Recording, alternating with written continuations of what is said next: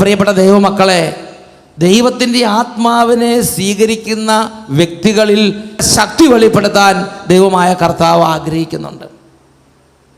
അത് പ്രാർത്ഥനാ ഗ്രൂപ്പുകളിൽ ദൈവത്തിൻ്റെ ശക്തി വെളിപ്പെടുത്താൻ ആഗ്രഹിക്കുന്നുണ്ട്. ഇടവകകളിൽ ദൈവത്തിൻ്റെ ശക്തി വെളിപ്പെടുത്താൻ ആഗ്രഹിക്കുന്നുണ്ട്. വൈദിക ജീവിതങ്ങളിൽ ദൈവത്തിൻ്റെ ശക്തി വെളിപ്പെടുത്താൻ ആഗ്രഹിക്കുന്നുണ്ട്. ശുശ്രൂഷകരിലൂടെ ദൈവത്തിൻ്റെ ശക്തി വെളിപ്പെടുത്താൻ ആഗ്രഹിക്കുന്നുണ്ട്. ഉച്ചത്തിൽ പറഞ്ഞേ hallelujah, hallelujah, hallelujah, hallelujah, hallelujah, hallelujah, hallelujah. എന്നാൽ പ്രിയപ്പെട്ട സഹോദരങ്ങളെ, ഇന്ന് നമ്മളിലൂടെ ദൈവത്തിന് ശക്തി വെളിപ്പെടുന്നില്ല, നമ്മളിലൂടെ ദൈവത്തിന് കൃപ പ്രവർത്തിക്കുന്നില്ല. എന്താ അതിൻ്റെ കാരണം? ദിനവൃത്താന്തത്തിൻ്റെ പുസ്തകത്തിൽ ഞാൻ ഇന്നലെ അതിനെക്കുറിച്ചൊന്ന് ചിന്തിച്ച ഒരു വചനഭാഗമുണ്ട്. ദിനവൃത്താന്തത്തിൻ്റെ രണ്ടാമത്തെ പുസ്തകം 16-ാം അധ്യായം 7 തൊട്ട് 10 വരെ വാക്യങ്ങൾ. അവിടെ ഇങ്ങനെയാണ് ദൈവത്തിൻ്റെ വചനത്തിൽ കാണുന്നത്. അവിടെ ഇസ്രായേലിൻ്റെ ഒരു രാജാവുണ്ട്. ഇസ്രായേലിൻ്റെ അല്ല, യൂദായുടെ രാജാവ്. യൂദായുടെ രാജാവിൻ്റെ പേരാണ് ആസ രാജാവ്. സിറിയ എന്നൊരു രാജ്യമുണ്ട്. ആ രാജ്യത്തിൻ്റെ രാജാവിൻ്റെ പേരാണ് ബെൻഹദാദ്. പ്രിയപ്പെട്ട സഹോദരങ്ങളെ, ഈ യൂദാ രാജാവ് ദൈവത്തിൻ്റെ ജനത്തിൻ്റെ രാജാവാണ്.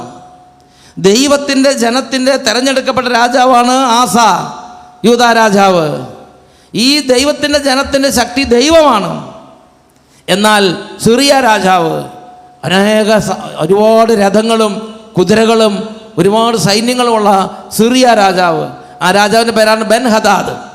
ഈ സിറിയ രാജാവ് സൈന്യമൊക്കെ ശക്തി പ്രാപിച്ചു അങ്ങനെ പ്രബലനായി കഴിഞ്ഞപ്പോൾ, അവിടുത്തെ ഒരു വലിയ ചക്രവർത്തിയെ പോലെ ബെൻഹദാദ് ഉയർന്നു കഴിഞ്ഞപ്പോൾ, ഈ ആസ രാജാവിൻ്റെ ഉള്ളിൽ മാനുഷികമായ ഒരു ചിന്ത, ഇവിടെ ശരിയായി ജീവിക്കണമെങ്കിൽ ഈ സിറിയ രാജാവുമായിട്ട് പോയിട്ട് സഖ്യം ചെയ്യണം. എൻ്റെ പ്രിയപ്പെട്ട സഹോദരങ്ങളെ, അങ്ങനെ സിറിയ രാജാവ് കുറച്ച് സ്വർണവും വെള്ളിയെല്ലാം കൊടുത്ത് ബെൻഹദാദ് രാജാവുമായി, അല്ലെങ്കിൽ ഈ യൂദാ രാജാവ് ആസ ബെൻഹദാദ് സിറിയ രാജാവുമായി സഖ്യത്തിൽ ഏർപ്പെട്ടു. ആ സമയത്ത് പ്രവാചകനായ ഹനാനി അവിടെ ചെന്നു, കൊട്ടാരത്തിലേക്ക് ചെന്നു. ആ ഹനാനി പ്രവാചകൻ പറയണതാണ് നമ്മൾ വായിച്ചു കേൾക്കാൻ പോകുന്നത്. വായിച്ചു കേൾക്കാം. ആ സമയത്ത് ഹനാനി ദീർഘദർശി യൂദാ രാജാവായ ആസായുടെ അടുത്ത് ചെന്ന് പറഞ്ഞു, നിന്റെ ദൈവമായ കർത്താവിൽ ആശ്രയിക്കാതെ സിറിയ രാജാവിനെ അഭയം തേടിയതിനാൽ സിറിയ രാജാവിൻ്റെ സൈന്യം നിന്റെ കയ്യിൽ നിന്ന് രക്ഷപ്പെട്ടു. അസംഖ്യ രഥങ്ങളും കുതിരപ്പടയാളികളും അടങ്ങിയ ഒരു വലിയ സൈന്യമല്ലേ എത്യോപ്യക്കാർക്കും ലിബിയർക്കും ഉണ്ടായിരുന്നത്. അസംഖ്യം രഥങ്ങളും കുതിരപ്പടയാളികളും അടങ്ങിയ ഒരു സൈന്യമല്ലേ എത്യോപ്യർക്കും ലിബിയർക്കും ഉണ്ടായിരുന്നത്. എന്നിട്ടും അവയെല്ലാം തോൽപ്പിച്ച് നിന്റെ കയ്യിൽ ഏൽപ്പിച്ച് തന്നില്ലേ ദൈവം? അതുപോലെ സിറിയ രാജാവിനെ നിന്റെ കയ്യിൽ ഏൽപ്പിച്ച് തരുമായിരുന്നില്ലേ? നീ എന്തിനാ ഭയപ്പെട്ട് നേരത്തെ പോയി സഖ്യം ചെയ്തത്? ഒരു പ്രശ്നം ഉണ്ടാകുമ്പോൾ നീ നിന്റെ സീനിയർ ഓഫീസറുമായി സഖ്യം ചെയ്യാൻ ദൈവത്തെ ഭയപ്പെടാത്ത ഒരു മനുഷ്യനുമായി നീ ആവശ്യമില്ലാത്ത കൂട്ടുകെട്ടിന് പോകരുത്. ഒരുപക്ഷെ നിൻ്റെ മക്കൾ എന്തെങ്കിലും പ്രേമബന്ധത്തിൽ കുടുങ്ങി അങ്ങനെ ഇനി തിരിച്ചു വരാൻ പറ്റില്ല, അങ്ങനെ വലിയ രണ്ട് ഭാഗത്തായിട്ട് നിൽക്കുകയാണെന്ന് വിചാരിക്കുകയോ? നീ ഭയപ്പെട്ട് നീ പോയി സഖ്യം ചെയ്ത് എങ്ങനെയെങ്കിലും ആകട്ടെ, സമാധാനം ഉണ്ടാകട്ടെ എന്ന് പറഞ്ഞാൽ നീ എന്തെങ്കിലും ചെയ്ത് കൂട്ടരുത്. നീ ഒരു ഓഫീസിലോ ഒരു ഫാക്ടറിയിലോ ഒരു സംഘടനയിലോ ഒരു ഇടവകയിലോ ഒരു വീട്ടിലോ എവിടെയായിക്കൊള്ളട്ടെ, നീ ഭയപ്പെട്ട് നീ ദൈവഭയമില്ലാത്ത, ദൈവത്തെ മാനിക്കാത്ത, ദൈവവചനത്തെ ലംഘിക്കുന്ന, ദൈവവചനം ധിക്കരിക്കുന്ന ശക്തരും വലിയ പ്രബലരുമായി തോന്നുന്ന ആളുകളുമായിട്ട് നീ പോയി സഖ്യം ചെയ്യരുത്. അങ്ങനെ സഖ്യം ചെയ്യാതെ നിന്റെ ദൈവത്തിൻ്റെ ശക്തി വെളിപ്പെടാൻ വേണ്ടി ഒറ്റയ്ക്ക് ഉറച്ചു നിൽക്കണമെങ്കിൽ ഈ ദൈവത്തിൻ്റെ പരിശുദ്ധാത്മാവ് പ്രവർത്തിക്കണം. എത്ര പേരുണ്ട് അങ്ങനെ ഒറ്റയ്ക്ക് നിൽക്കുന്നവർ? എത്ര പേരുണ്ട് അങ്ങനെ ഒറ്റയ്ക്ക് നിന്ന് ഫേസ് ചെയ്യുന്നവർ, ധീരതയോടെ നേരിടുന്നവർ? ചാവറപിതാവ് പറയായിരുന്നു, ദൈവഹിതം നടത്തും. Praise the Lord. ദൈവഹിതം നടത്തും. അങ്ങനെ ഒറ്റയ്ക്ക് നിന്ന് അങ്ങനെ ബലത്തോടെ പറയണമെങ്കിൽ ഈ പരിശുദ്ധാത്മാവിൻ്റെ ശക്തി ഇല്ലെങ്കിൽ ഇസ്രായേൽ സേന വാലും ചുരുട്ടി ഓടിയ മാതിരി ജീവിതത്തിൻ്റെ പ്രതിസന്ധിയുടെ സമയത്ത് നാം ദൈവവചനത്തെ അവഗണിച്ച് ലോകത്തിൻ്റെ ശക്തികളുമായി നമ്മൾ സഖ്യം ഉണ്ടാക്കും.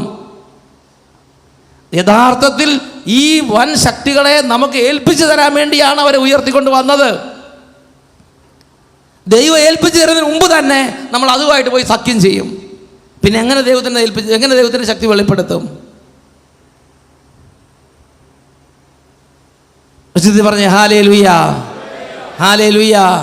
എൻ്റെ പ്രിയപ്പെട്ട സഹോദരി, അട്ടപ്പാടിയിൽ ഞാൻ ഓർക്കുന്നുണ്ട്, ഒരു കുടുംബം വന്നു. ആ കുടുംബം പറഞ്ഞു, ഇതാ ഡോക്ടർ പറഞ്ഞു, ഇതാ നിന്റെ ഉദരത്തിൽ 6 മാസം, നിന്റെ ഉദരത്തിൽ കിടക്കുന്ന ശിശു, നിന്റെ ഉദര ശിശു, അതിന് കണ്ണില്ല, അതിന് മൂക്കില്ല, ഇതില്ല, നോർമലായിട്ട് ഒന്നുമില്ല, അത് ജനിച്ചാൽ ഒരു വെജിറ്റേറിയൻ ലൈഫായിരിക്കും, നീ അതിനെ അബോർട്ട് ചെയ്ത് കളയുക. എന്നാൽ വിശ്വാസിയായ മകൾ പറഞ്ഞു, എൻ്റെ ദൈവം എനിക്ക് തന്ന കുട്ടിയെ ഞാൻ അബോർട്ട് ചെയ്യില്ല. എൻ്റെ കുട്ടിക്ക് കണ്ണില്ലേലും കുഴപ്പമില്ല, മൂക്കില്ലേലും കുഴപ്പമില്ല, എൻ്റെ ദൈവം അറിയാതെ എൻ്റെ കുട്ടിക്ക് ഒന്നും വരില്ല. എൻ്റെ ദൈവം അറിഞ്ഞു തരുകയാണെങ്കിൽ ഞാൻ എൻ്റെ കർത്താവിൻ്റെ മഹത്വത്തിന് ഞാൻ കുട്ടിയെ സ്വീകരിക്കും. ധീരതയോടെ തീരുമാനം എടുത്ത് ആദ്യത്തെ സ്കാനിങ് കഴിഞ്ഞു. 2-ാം മാസം, 3-ാം മാസം, 4-ാം മാസം, 5-ാം മാസം, 6-ാം മാസത്തിലും ഇത് തന്നെ ഡോക്ടർമാർ പറഞ്ഞു. ഒരുപാട് ഹരാസിയും. എൻ്റെ പ്രിയപ്പെട്ട സഹോദരങ്ങളെ, ആ പൈതൽ, ആ വിശ്വാസി ഉറച്ചു നിന്നു. സമയത്തിൻ്റെ പൂർണ്ണതയിൽ അത് പ്രസവിച്ചപ്പോൾ യാതൊരു കേടുമില്ലാത്ത 2 കണ്ണും മൂക്കും കൈകളും കാലുകളും ആരോഗ്യമുള്ള നല്ലൊരു ബാലൻ. ആ ബാലനുമായി കുറവലങ്ങാട് കൺവെൻഷൻ നടക്കുമ്പോൾ ആ കുടുംബം വന്ന് കുറവലങ്ങാട് കൺവെൻഷനിൽ സാക്ഷ്യപ്പെടുത്തിയത് ഞാൻ ഓർമ്മിക്കുകയാണ്. ദൈവം എല്ലാ പ്രവചനങ്ങളെയും പറഞ്ഞവരെ മുഴുവൻ അവരുടെ മുമ്പിൽ വെച്ച് ദൈവത്തിൻ്റെ ശക്തി വെളിപ്പെടുത്തി. വിശ്വാസി, ദൈവത്തിൻ്റെ പരിശുദ്ധാത്മാവിന്റെ ശക്തി ഇല്ലാത്തവർ ഈ സമയം പതറും, അവർ അബോർഷൻ ചെയ്തിരിക്കും. ഞാൻ ഓർക്കുന്നുണ്ട് വേറൊരു കുടുംബം, പ്രിൻസ്, അവൻ കല്യാണം കഴിഞ്ഞ് 1 വർഷം, 2 വർഷം, 3 വർഷം, 4 വർഷമായിട്ട് കുട്ടികളുണ്ടാകുന്നില്ല. ഡോക്ടർമാരെ അടുത്ത് ചെന്നു. ഡോക്ടർമാർ പറഞ്ഞു, നിനക്ക് ഇനി ഒരിക്കലും കുട്ടികളുണ്ടാവില്ല, നീ IVF ചെയ്താൽ പോലും വിജയിക്കില്ല, നീ പരാജയപ്പെടും, നിനക്ക് അതിനുള്ള സാധ്യതയില്ല. അതുകൊണ്ട് ഇനി നിങ്ങൾക്ക് ആകെയുള്ള ഒരു ഓപ്ഷൻ, നിങ്ങൾക്ക് ദത്തെടുക്കാം, അഡോപ്ഷൻ നടത്താം. അല്ലാതെ നിങ്ങൾക്ക് ഈ കുട്ടികൾ നാച്ചുറലായിട്ട് ഉണ്ടാവില്ല, നിങ്ങൾക്ക് IVF പോലും പരാജയപ്പെട്ടു പോകും. IVF തന്നെ സഭ അനുവദിച്ചിട്ടില്ല. എൻ്റെ പ്രിയപ്പെട്ട സഹോദരങ്ങളെ, അവർ പരിശുദ്ധാത്മാവ് ഉണ്ടായിരുന്ന വിശ്വാസ വീരന്മാരായിരുന്നു. അവർ പറഞ്ഞു, ഇല്ല, ഞങ്ങൾ ഇത്രമാത്രം. അദ്ദേഹം പറയാണ്, അവർ ഒരു ഹോസ്പിറ്റലിൽ പറഞ്ഞു, അവർ ഉപേക്ഷിച്ചു. 2-ാമത്തെ ഹോസ്പിറ്റലിൽ പോയി ഉപേക്ഷിച്ചു. 3-ാമത്തെ ഹോസ്പിറ്റൽ, 4-ാമത്തെ ഹോസ്പിറ്റൽ, 5-ാമത്തെ, 10 ഹോസ്പിറ്റലിൽ പോയി. 10 ഗൈനക്കോളജിസ്റ്റിനെ കണ്ടു. 10 ഗൈനക്കോളജിസ്റ്റ് ഇത് തന്നെ പറഞ്ഞു. 10 ഹോസ്പിറ്റലുകാർ ഇങ്ങനെ പറഞ്ഞ് മടക്കി. ഇവർ പറഞ്ഞു, ഞങ്ങൾ ജീവിക്കുന്ന ദൈവത്തിൻ്റെ പരിശുദ്ധാത്മാവിനെ വിശ്വസിക്കുന്നവരാണ്, ഞങ്ങൾ ദൈവത്തിൽ ആശ്രയിക്കും. അവർ തീഷ്ണതയോടെ ആശ്രയിച്ചു. അവർ അട്ടപ്പാടിയിൽ ഒരാഴ്ച വന്ന് ധ്യാനം കൂടുന്ന കാര്യം ഞാൻ ഓർക്കുന്നുണ്ട്. ധ്യാനം കൂടി, പ്രാർത്ഥിച്ചു, ദൈവത്തെ ആശ്രയിച്ചു. ദൈവത്തിൻ്റെ സന്നിധിയിൽ കർത്താവിനോട് പറഞ്ഞു, കർത്താവേ, ഞങ്ങൾക്ക് മക്കളുണ്ടാകുകയോ ഉണ്ടാകാതിരിക്കുകയോ അതല്ല ഞങ്ങളുടെ കാര്യം. അങ്ങയുടെ വചനം ഞങ്ങൾ ലംഘിക്കില്ല, അങ്ങയെ വിട്ട് ഞങ്ങൾ പോവുകയില്ല, അങ്ങയുടെ ശക്തി ഞങ്ങൾ അവിശ്വസിക്കുകയില്ല.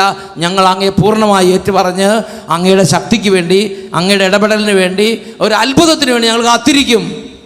പ്രിയപ്പെട്ട സഹോദരങ്ങളെ, ആ കുടുംബം പിറ്റേ മാസം കൺസീവ്ഡായി. ആ കുട്ടി ജനിച്ചു.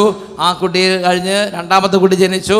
3-ാമത്തെ കുട്ടി ആയപ്പോഴാണ് അട്ടപ്പാടിയിൽ വന്ന് കഴിഞ്ഞ ആദ്യ വെള്ളിയാഴ്ച, 3 മാസം മുമ്പ് ആദ്യ വെള്ളിയാഴ്ച സാക്ഷ്യപ്പെടുത്തി ആ കുടുംബം പോയത്.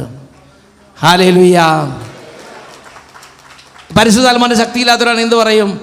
നിരാശ, സങ്കടം, വിഷാദം, വിഷമം, പ്രാർത്ഥനക്കുറവ്.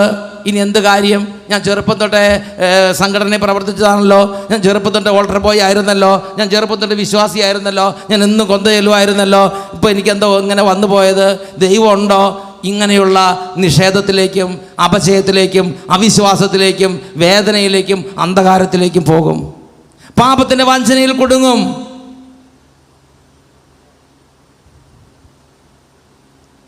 വായിച്ചു നോക്കാം. 2 ദിനവൃത്താന്തം 16-ാം അധ്യായം 7 തൊട്ട് 10 വരെ വാക്യങ്ങൾ വായിക്കാം. ആ സമയത്ത് ഹനാനി ദീർഘദർശി യൂദാ രാജാവായ ആസായുടെ അടുത്ത് ചെന്ന് പറഞ്ഞു, നിന്റെ ദൈവമായ കർത്താവിൽ ആശ്രയിക്കാതെ സിറിയ രാജാവിനെ അഭയം തേടിയതിനാൽ സിറിയ രാജാവിൻ്റെ സൈന്യം നിന്റെ കയ്യിൽ നിന്ന് രക്ഷപ്പെട്ടു. അസംഖ്യം രഥങ്ങളും കുതിരപ്പടയാളുകളും അടങ്ങിയ ഒരു വലിയ സൈന്യമല്ലേ എത്യോപ്യക്കാർക്കും ലിബിയർക്കും ഉണ്ടായിരുന്നത്. എന്നിട്ടും നീ കർത്താവിൽ ആശ്രയിച്ചതിനാൽ അവിടുന്ന് അവരെ നിന്റെ കയ്യിൽ ഏൽപ്പിച്ചു തന്നു. തൻ്റെ മുൻപിൽ നിഷ്കളങ്കരായി വർത്തിക്കുന്നവർക്ക് വേണ്ടി ശക്തി പ്രകടിപ്പിക്കുവാൻ കർത്താവിൻ്റെ ദൃഷ്ടികൾ ഭൂമിയിലുടനീളം പായുന്നു. എന്നാൽ നീ ചെയ്തത് ഭോഷത്വമാണ്. നീ ചെയ്തത് ഭോഷത്വമാണ്. അടുത്തത്, ഇനി യുദ്ധം നിന്നെ വിട്ടുമാറുകയില്ല. ആസ കോപിച്ച്, ഇനി യുദ്ധം നിന്നെ വിട്ടുമാറുകയില്ല. പ്രിയപ്പെട്ട ദൈവമക്കളെ, ദൈവത്തിൻ്റെ ശക്തി വെളിപ്പെടുത്താൻ വേണ്ടി ദൈവം ഒരു സാഹചര്യം ഒരുക്കി വരുമ്പോൾ അവിടെ നമ്മൾ ഭയപ്പെട്ട് നേരത്തെ പോയി തിന്മയുടെ ശക്തി സഖ്യം ചെയ്താൽ പിന്നെ നിങ്ങളിൽ നിന്ന് ഉത്കണ്ഠ വിട്ടുമാറില്ല, നിങ്ങളിൽ നിന്ന് ഭയം വിട്ടുമാറില്ല, നിങ്ങളിൽ നിന്ന് നിരാശ വിട്ടുമാറില്ല, നിങ്ങളിൽ നിന്ന് ബലഹീനതകളും ദൗർബല്യങ്ങളും വിട്ടുമാറി. എന്നും പേടിച്ച് അയ്യോ പത്തോ എന്ന് കരഞ്ഞോണ്ട് നടക്കാനല്ലാതെ ദൈവശക്തി കണ്ട ഒരു ദൈവ പൈതലിൻ്റെ ബലത്തിൽ ജീവിക്കാൻ നിങ്ങൾക്ക് കഴിയുകയില്ല. എന്താണ് ആസ ചെയ്ത ഭോഷത്വം? അത് 16-ാം അധ്യായത്തിൽ 3-4 വാക്യങ്ങൾ. നമ്മുടെ പിതാക്കന്മാർ തമ്മിലുണ്ടായിരുന്നതുപോലെ നമുക്കും ഒരു സഖ്യം ചെയ്യാം. ഞാനിതാ സ്വർണവും വെള്ളിയും സമ്മാനമായി അയക്കുന്നു. ഇസ്രായേൽ രാജാവായ ബാഷ എൻ്റെ രാജ്യത്ത് നിന്ന് പിന്മാറുന്നതിന് അവനുമായുള്ള സഖ്യം വിച്ഛേദിക്കുക. ആസ രാജാവിൻ്റെ അപ്പോൾ ഈ ആസ ചെയ്ത ഭോഷത്വം എന്ന് പറയണത് സിറിയ രാജാവുമായി നേരത്തെ പോയി സഖ്യം ചെയ്ത് സ്വർണവും വെള്ളിയും കൊടുത്ത് സഖ്യത്തിലായി. ഉറക്കെ പറഞ്ഞേ ഹല്ലേലൂയ. പ്രിയപ്പെട്ട സഹോദരങ്ങളെ, നമ്മുടെ ജീവിതത്തിൽ പരിശുദ്ധാത്മാവ് നമ്മുടെ മേൽ പ്രവർത്തനം നിരന്തരമാകുമ്പോൾ നാം ജീവിക്കുന്ന സാഹചര്യങ്ങളിൽ ഏതു തന്നെ അവസ്ഥ വന്നാലും തിന്മയുടെ ശക്തി അങ്ങനെ കൊടുമ്പിരിക്കൊണ്ട് വരുമ്പോൾ നാം പെട്ടെന്ന് പോയി അവരോട് സഖ്യം ചെയ്യാൻ നിൽക്കാതെ നാം ദൈവത്തിൽ ആശ്രയിച്ച് ദൈവത്തിൻ്റെ ശക്തി ഇറങ്ങി വരുന്നതിന് വേണ്ടി നാം അവിടെ ബലത്തിൽ ഉറച്ചു നിൽക്കും. ദൈവഭക്തൻ വിശ്വാസി ഉറച്ചു നിന്നാൽ അവിടെ ദൈവശക്തി ഇറങ്ങി വരും, അവിടെ ദൈവശക്തി വെളിപ്പെടും. അതിന് നമ്മളെ ബലപ്പെടുത്തുന്നത് പരിശുദ്ധാത്മാവായ ദൈവമാണ്.